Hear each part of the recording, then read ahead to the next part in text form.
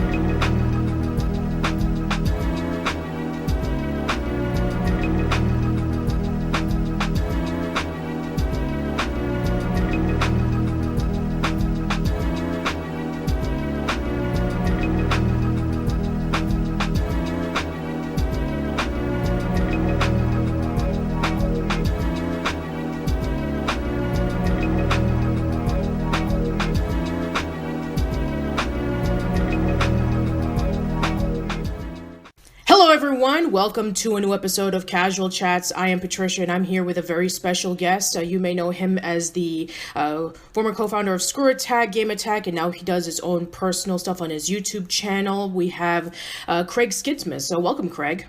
Hey, how's it going? Thanks for having me. This is gonna be super fun. Absolutely. So I need to know, especially since you have been posting up your stuff for almost 15, 16 years at this point. Yeah, been a long time. Yeah. So I'd like to know, what were your earliest video game memories? Yeah, probably first video game memory is playing Tetris and Super Mario Brothers on the, well, you know what? No, I think that's right. Probably Tetris and Super Mario Brothers on the NES. I had a classical CRT TV with a handle switch that you switch between channels 3 and 4 and go between there. That and we had an old Intellivision, which we had one of those, and I remember even as a kid thinking this really isn't good, compared to the Nintendo. So yeah, for me, definitely early Tetris, like the NES version of Tetris, not the Tengen version of Tetris, but the actual Nintendo version, and the music attached to that, and Mario, and just getting in hassles with my parents about playing Nintendo. I remember one time there was a instance with my dad where I didn't want to do something that he wanted me to do or something, and he goes, "Well, I'm going to take away the Nintendo," and I was like, and I started laughing. I said, "It's not the Nintendo, Dad. It's the Nintendo." And he goes, "Well, I intend to take away the Nintendo." And I was like, "Man, what a dad." Yeah. It's kind of funny that you mentioned that. It's you have all of these parents who claim that every console, whether it's even a PlayStation or an Xbox, is yeah, I'm going to take away that Nintendo of yours. It's it's not a Nintendo, Mom. So it's that's funny. Right. Isn't that amazing, though, that Nintendo has just kind of become the vernacular for video games, though? I know, right? It pretty much has a monopoly of whenever that you're thinking about video games. It's even if it's your phone or something, it pretty much gets branded as that. But nonetheless, I mean, I would say that my earliest memories were the NES as well. I remember when I was younger, my teacher had an NES stored away on the back of the classroom, and around Fridays, we would have our free time where we'd have like maybe 30 minutes to spend doing whatever we wanted, whether it be drawing or whether it be, reading books. And she had an old Nintendo in the back, and she would have like, all three Super Mario Brothers games. She had Battletoads and Double Dragon. She had Yoshi. And then I think that she may have had like the original Zelda and the original Metroid. Wow. So, number one, playing video games in school is pretty amazing. Number two, your teacher had a pretty good lineup of games. Yeah, I know. I mean, I don't know if she herself was a gamer or maybe that, this was like around the mid 90s. So this was probably like when the Super Nintendo and the Sega Genesis were already out. And maybe that was like her child's NES, and maybe he just wanted to switch it over to something else. But yeah, I mean, she just said, if you're able to do well in your classes throughout the week, and if you're able to, have perfect attendance, and if you're able to do well in your assignments, then, you get the privilege of having to do that. And so, yeah, that was just pretty amazing, for at least once a week that we would be able to have the chance to, play the NES, considering that there was actually some people that didn't even have an NES or not even a game console in general. It's actually funny because... I just remember this distinctly, that some of them actually brought, on recess or at, school lunch or breakfast periods, they actually had a Tiger handheld game to play. Yeah. I'll tell you what, it was a different time, right? Like, sure. So I'm 40 now. And, when I was growing up, we certainly weren't allowed to play Nintendo in school. But I remember one of my buddies, Travis he went to after school daycare, and they had a Nintendo there, so he would bring his games to school. And it was like, oh, what games did you bring today? So he'd show me whatever game he had. And, it was one of those things where you couldn't play it, but you'd sit there and you'd stare at it. Like you just stare at the box art on it and be like, oh man, then just think about the adventures that could be had on the game that you're not going to be able to play. But your buddy has. I was always very jealous of Travis. Going to after school daycare and then going to play Nintendo games. I was like, man, wonder what happened to Travis. Well, I'm sure whatever happened to Travis, I'm sure he doesn't have like a major YouTube channel or whatever. Or or even your collaborator club, which you're actually starting up. Yeah. It's been busy. I'm excited for Collaborator for sure. Collaborator is kind of the culmination of everything from the past 15 years. And I've seen kind of the successes of YouTube, how to succeed on YouTube, and even off YouTube, whether it's YouTube or Twitch or anywhere. Like the common theme has always been working together, working with other people, and that's how you grow. You collaborate with people. But it's always been so hard to find people to collaborate with, and people that you find that you want that fit what you're into, fit your whether it's the games you play, whether it's whatever you're talking about on YouTube, whether it's YouTube itself, whether it's cars or fashion or beauty or whatever. It doesn't have to be games. It could be anything. It's hard to find people that you want to create with, that fits your size, that fits your category and all this stuff. So I wanted to essentially create that. So Collaborator started off as a database of creators where you can go in and you can search and find creators very easily that you want. We have some outstanding filtering tools that allow you to filter down your search to whatever you want. But I think and I'm really excited about this. It's evolving already. The users have asked for social tools, and I really feel like this is something that could turn into like a LinkedIn for creators, to where whereas LinkedIn is for business professionals. Collaborator Club could be for content creators online, whether it's YouTube or Twitch, TikTok, Facebook, whatever. If you create content, you can go to Collaborator, talk shop, find people to work with, and it's pretty exciting. So. Yeah, especially since, in a day and age where I believe I remember reading some articles saying about like 89 to 93% of Gen Zers want to create content online. Right. And I think that is a great opportunity for them to be able to collaborate with people to work with, because when you're first starting off on social media or any type of platform where you're just starting off from like square one. You're starting off from the bottom, and you don't know what direction you're going to, especially with, yourself. You're starting like around 2005, 2006. Mm-hmm. YouTube wasn't really a thing. It certainly wasn't. There's certainly no partner program, Yeah. And starting off, that was it. Like with Screw Attack, our whole mantra was something original every day, and it sounds really crazy because at the time with Screw Attack, websites were the destination. You'd go to different websites instead of YouTube channels, right? So you go to Screw Attack, you go to IGN, you go to Game Trailers, you go to whatever, right? But at the end of the day, one thing that we did different than most other websites was we updated every day, which sounds crazy considering there's this constant flow of information on Twitter and Facebook, social media, YouTube.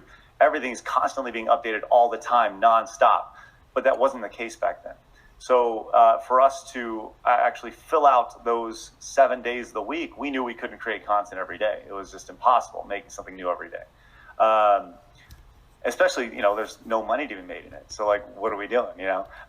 So we reached out to other people that we found, and we started collaborating with them. And that's how the Angry Nintendo Nerd happened. And that's how Awesome Video Games happened. And that's how, so many other creators. That's how Game Theory got its start. Right. All these creators that have gone on to magnificent careers, they got their start from collaborating. Mm-hmm. And we started collaborating at Screw Attack, and then we took it to Game Attack and grew that way. And so it's been that way forever. It'll be that way forever. And so why is it so hard? Why is it so hard to find people to work with? It's so hard. So I want to make it easy. Yeah. That's what Collaborate Club does.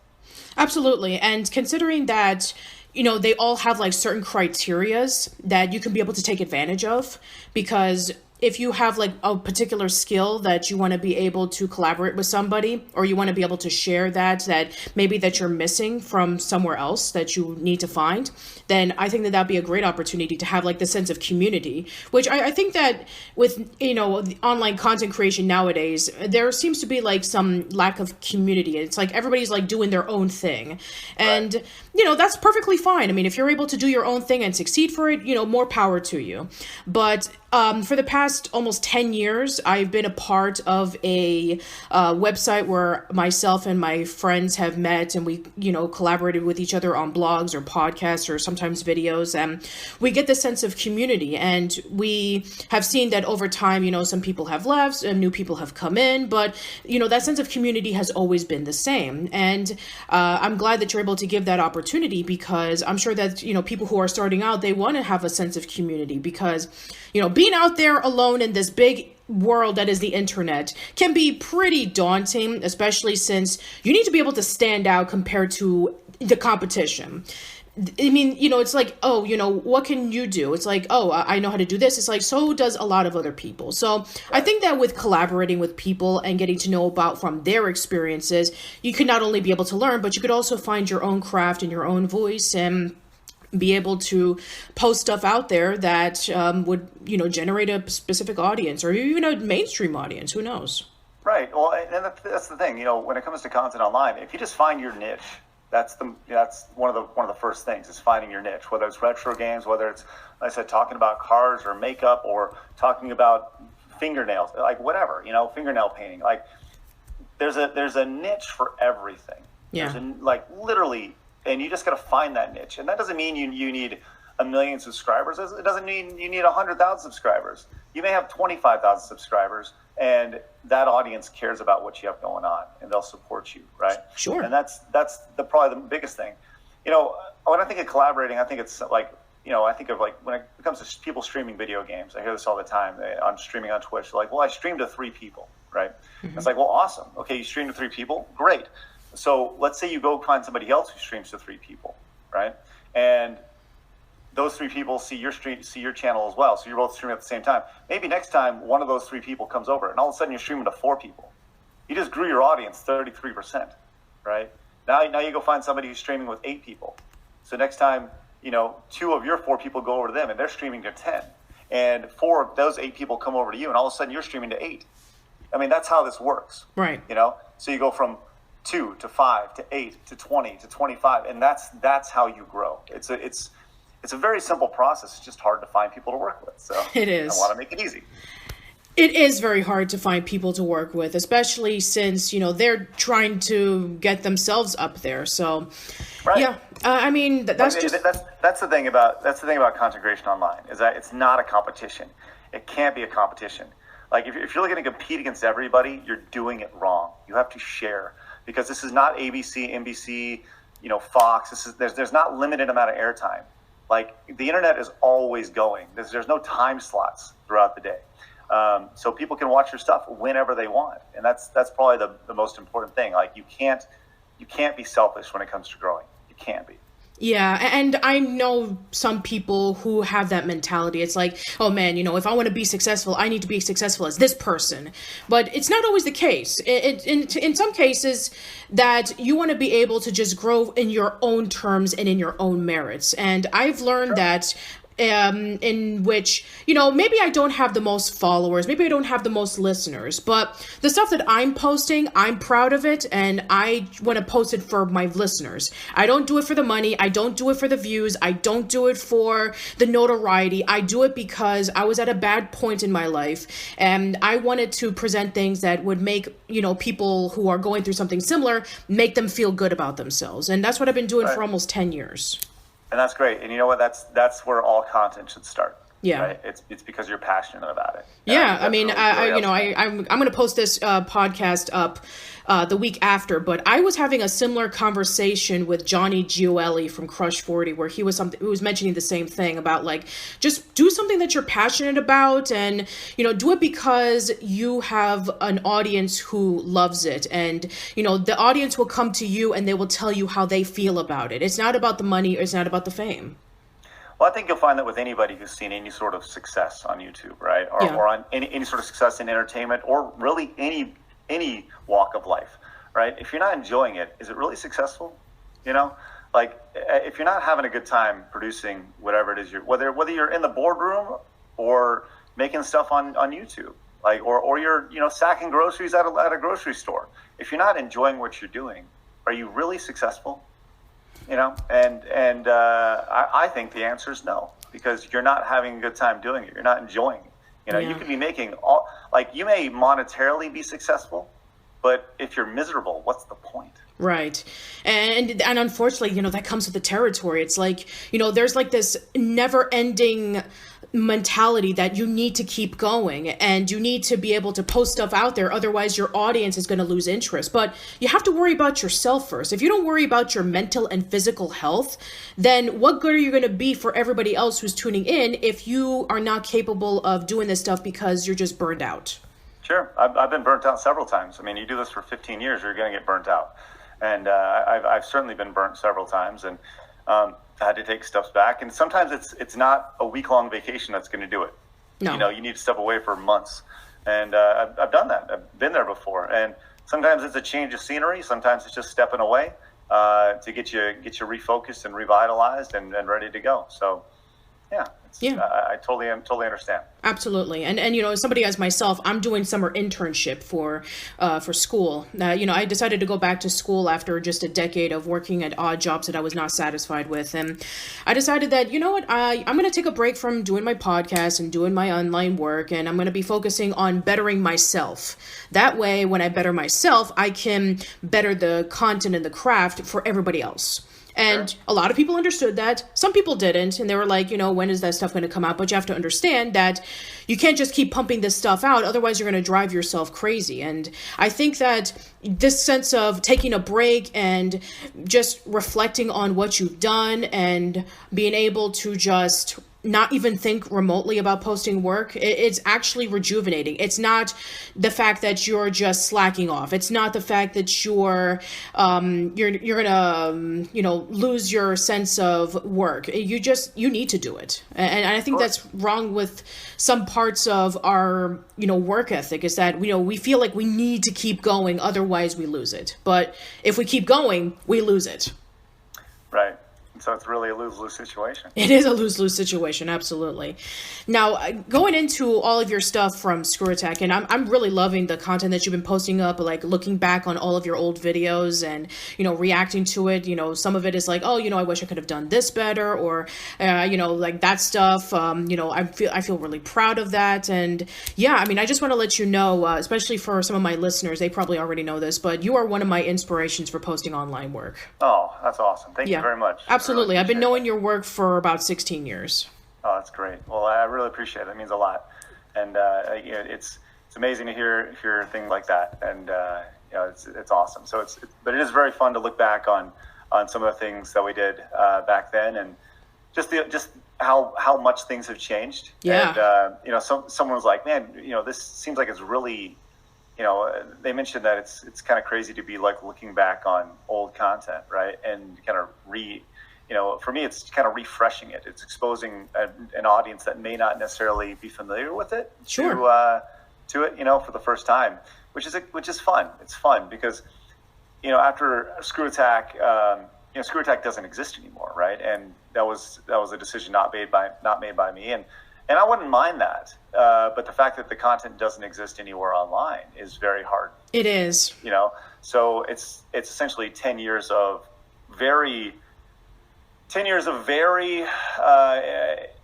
very important, I'd say, internet content that really paved the way for a lot of folks to turn this into a career or just turn into content creators.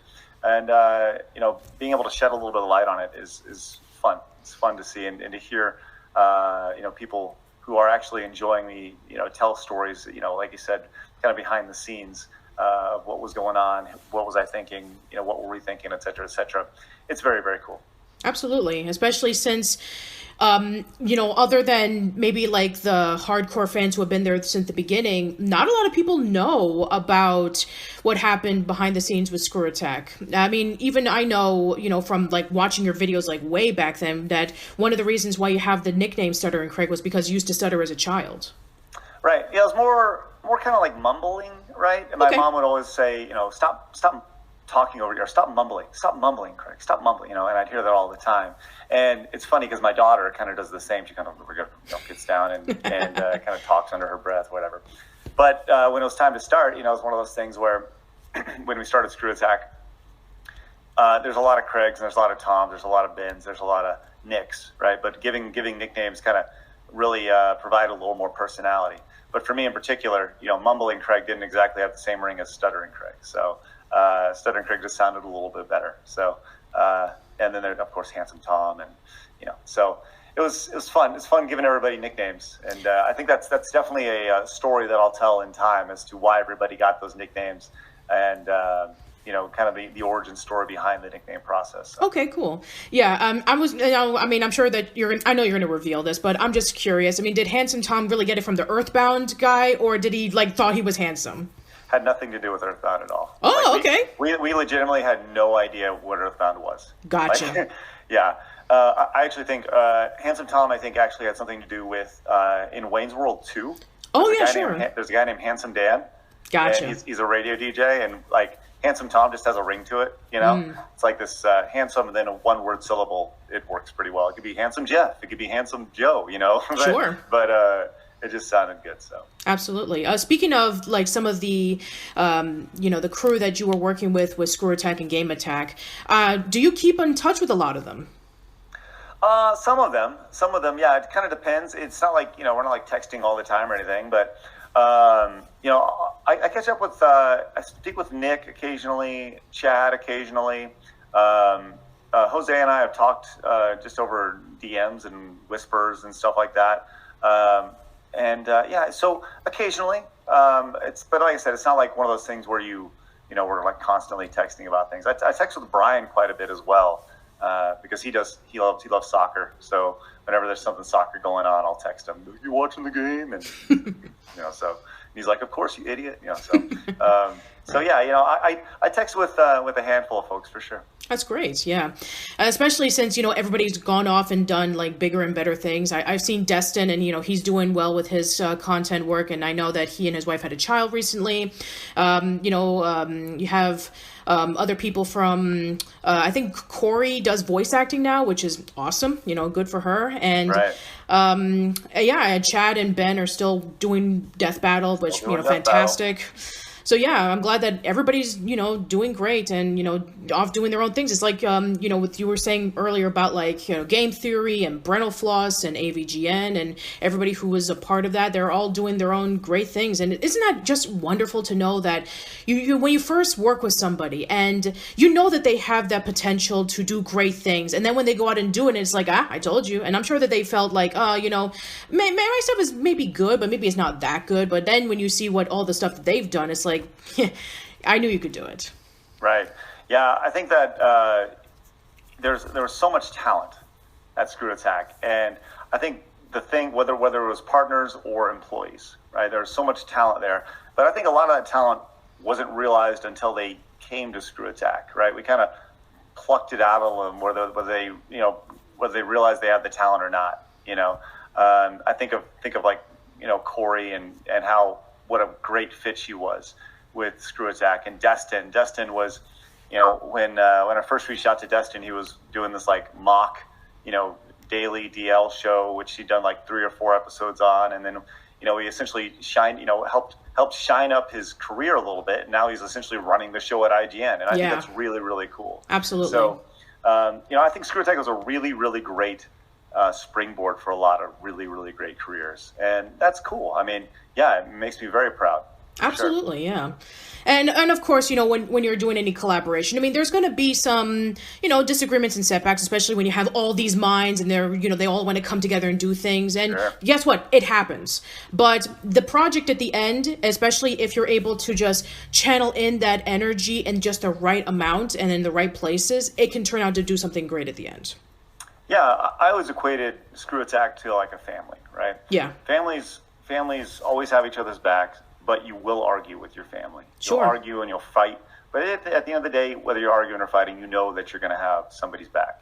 And that's the way I always felt about Screw Attack. Now, obviously, it's a little different when you're the boss, right? You want everybody's back, but at a certain point, you got to make sure you make some decisions. Yeah. So the biggest thing for me was making sure that everybody else was on the same page. Like everybody else, pretty much outside of me. I tried to be as a part of the group as possible, while still trying to be the boss. Sometimes I was more successful at that. Sometimes I wasn't as successful as that. But those things you learn from. I mean, that's the thing. When I look back at Screw Attack, that was my first time really being a boss. I've been a manager, but first time running a company. So I was learning on the go just like everybody else was. Yeah. So, and you learn just like everybody. If anybody says they have it all figured out, they're lying. They're lying. All you can do is make as best guess as possible. You make the best educated decision you possibly can. Absolutely. And what you were saying before about like, you have to be the boss, but at the same time that you have to treat everybody like family. It must be really hard considering that you don't want to be like strict and you don't want to be demanding, but at the same time you need to keep things order. Otherwise it'll just go scattering all over the place. Or even worse, some people will even take advantage of you. Right.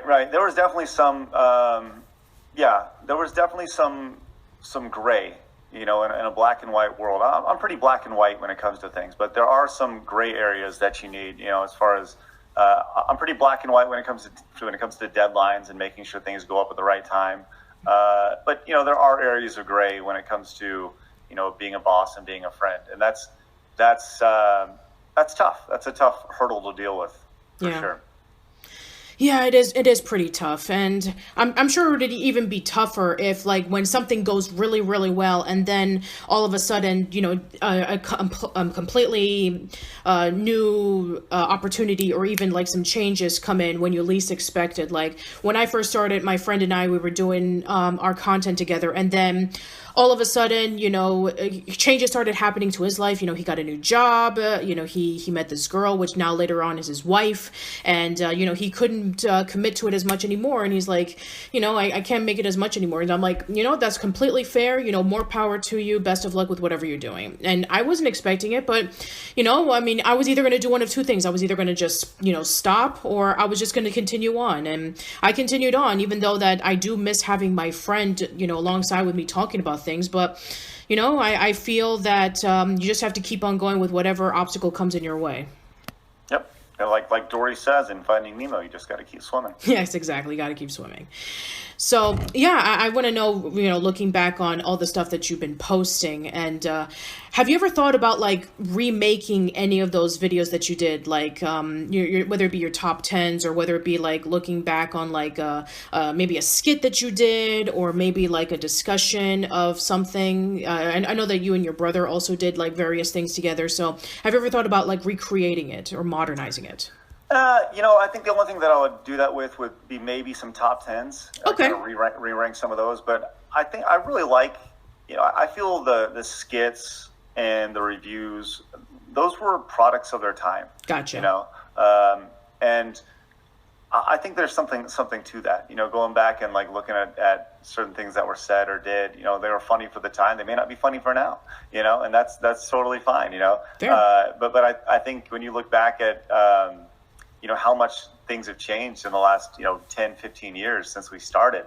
I think leaving them where they're at would be the best way to go. Now, obviously, re-ranking, if I was to go back and re-rank the top, 10 Nintendo games, right, or something like that. I just did a reaction to that. That'd be pretty tough because there haven't been many new NES games that have been released since then, right?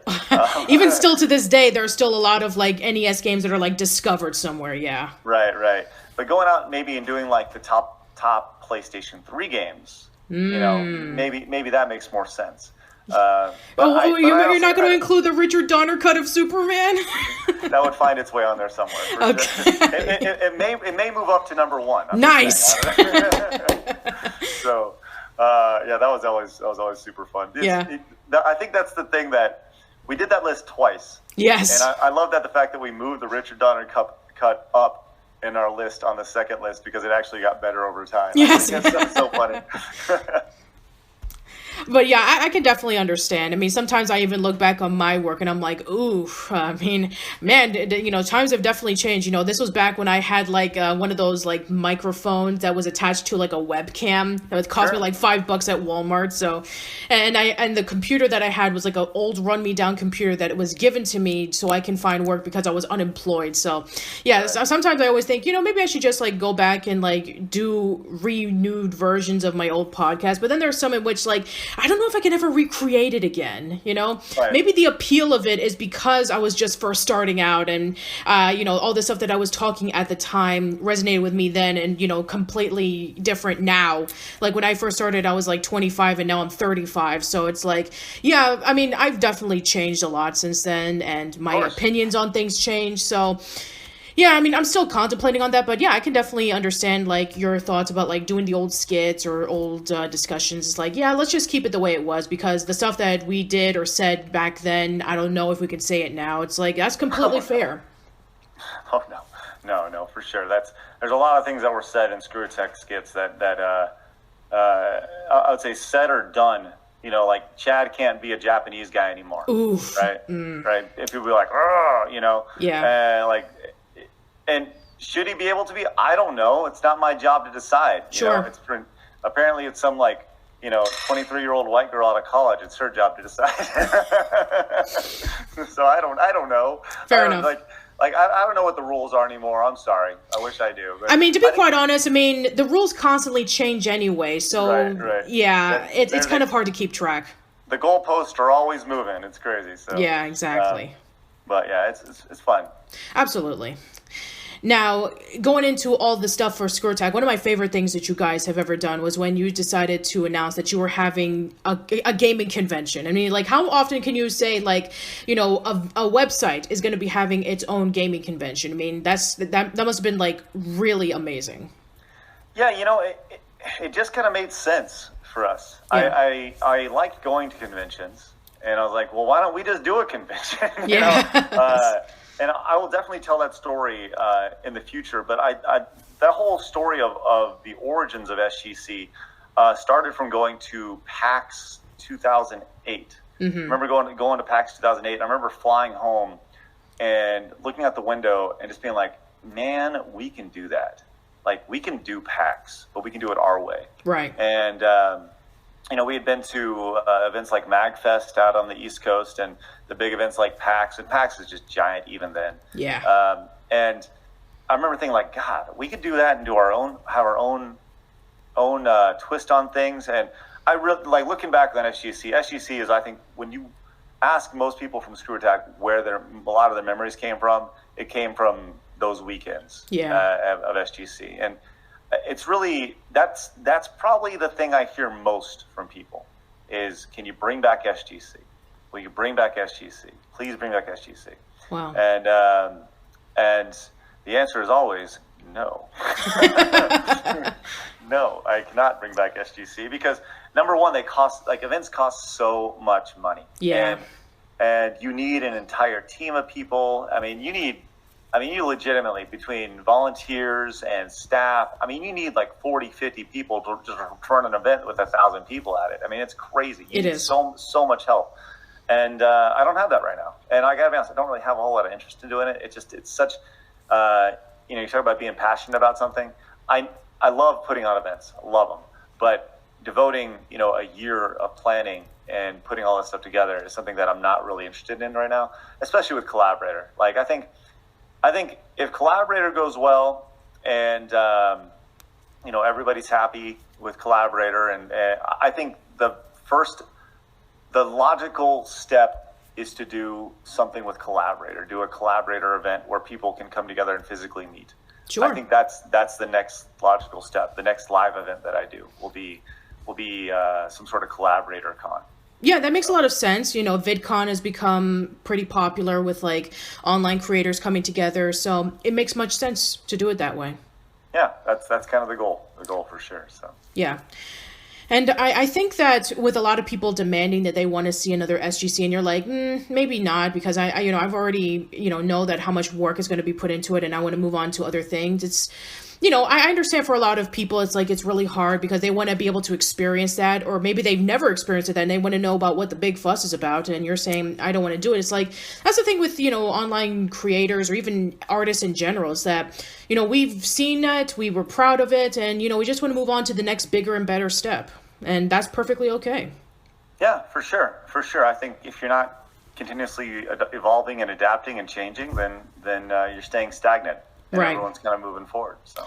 Yeah, and that's a bit of a hard one because you try new things and maybe sometimes it doesn't work out, or they just want to demand for the older stuff, and it's like, you're right. Sometimes things can get stagnant. It's like, what do you want to be? Do you want to be a rushing, raving river, or do you want to be, a stagnant pond? It's like, yeah, it's hard, especially with the content game always changing. It's like, do you want to give the people what they want, or do you want to experiment and try new things to, keep yourself afloat? Because what you're interested in is maybe not what you're interested anymore. Like, let's just say you liked doing art, but now you want to do music. Or if you talked about video games, now you want to talk about movies. And everybody has their own sense of wanting to go in a different direction. And you know what? That's perfectly fine. We need to be able to change every once in a while. Otherwise, we just become in a corner and we won't be able to grow and expand.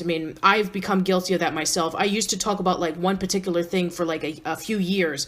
And then when I try to do something else, I've had a few people complain. It's like, I miss when you used to talk about that one thing you used to talk about.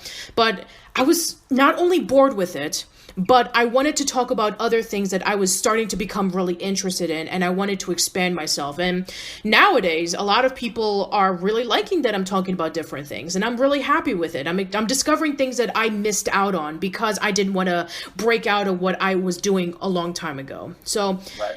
Yeah, doing all those projects that you're doing. If you want to do Collaborator Club convention, then you know what, go for it, because that's where your mindset is right now, and I'm sure it'll be all the more successful. I hope so. We'll see how everything comes together for sure. But right now, I've been saying this a lot. Collaborator is an ultra marathon, and we are on the first step of it. So got a long way to go. Okay, well, long journey, you have to start with the first step. That's right. Well, this has been really fun, Patricia. I really appreciate you letting me hang out with you for a little Absolutely, and thank you so much for this opportunity, Craig. This is like a dream come true for me. Yeah, awesome. Well, it's super fun talking to you, and I hope nothing but the best for you. Thank you so much, and same for you. So right before we go, would you like to plug and promote your stuff? Yeah, you can go find me over at youtube.com/stutteringcraig. I talk about the old days of the internet, and I tell behind-the-scenes stories. I stream Monday through Friday from 9 to 11 over at twitch.tv/stutteringcraig. I'm playing through the entire NES library right now. It's pretty fun. We're about halfway through. And if you are a creator of any size, whether it's one follower or one subscriber over on Twitch and YouTube, or a million, it doesn't matter. Collaborator Club is the place for you to go to find people to collaborate with. We're just starting it out. We have, think about this. We have 1,000 people on there that want to work with you. There's 1,000 creators right now waiting to work with people. So you can go on there and start searching people literally immediately, whether it's podcasts or video games or whatever your interest. You should be able to find a few people on there, and that's only going to grow. Because the exciting thing about Collaborator is that every single person that joins the site becomes exponentially more valuable to every other user on the site. Because you have the possibility of finding somebody else to work with. So, yeah, go check it out. Absolutely. Collaboratorclub.com. All right, then.